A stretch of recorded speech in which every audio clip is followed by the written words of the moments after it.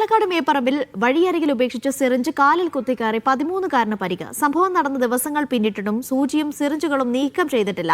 സിറിഞ്ചുകളും സൂചികളും റോഡരികിൽ എത്തിയതിൽ പോലീസും ആരോഗ്യവകുപ്പും അന്വേഷണം ആരംഭിച്ചു. പാലക്കാട് കുളപ്പുള്ളി സംസ്ഥാന പാതയിലെ തിരക്കുള്ള മേപ്പറമ്പ് ജംഗ്ഷനിലാണ് സംഭവം. 18-ാം തീയതി രാത്രി രക്ഷിതാക്കൾക്കൊപ്പം നടന്നു പോകുന്നതിനിടെയാണ് വഴിയരികിലെ സൂചി 13-കാരന്റെ കാലിൽ തുളച്ചു കയറിയത്. പിന്നാലെ നടത്തിയ പരിശോധനയിൽ സമീപത്ത് നിന്നും പ്ലാസ്റ്റിക് കവറിൽ ഉപേക്ഷിച്ച നിലയിൽ 100 കണക്കിന് സിറിഞ്ചുകളും സൂചികളും കണ്ടെത്തി. കുട്ടിയെ ഉടൻ അടുത്തുള്ള സ്വകാര്യ ആശുപത്രിയിൽ എത്തിച്ചു.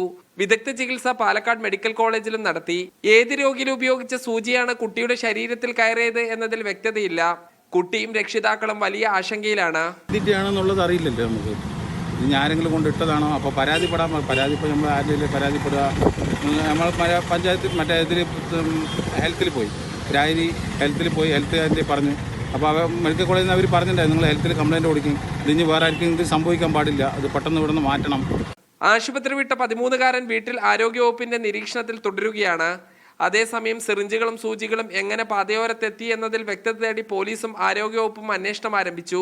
ആശുപത്രികൾ, ക്ലിനിക്കുകൾ, ലാബുകൾ എന്നിവ കേന്ദ്രീകരിച്ചാണ് ആരോഗ്യവകുപ്പിന്റെ അന്വേഷണം. പ്രദേശത്തെ CCTV ദൃശ്യങ്ങൾ കേന്ദ്രീകരിച്ച് പോലീസും അന്വേഷണം നടത്തുന്നുണ്ട്. ലഹരി സംഘമാണോ സിറിഞ്ചുകളും സൂചികളും ഉപേക്ഷിച്ചത് എന്ന പരിശോധനയും പോലീസ് നടത്തും.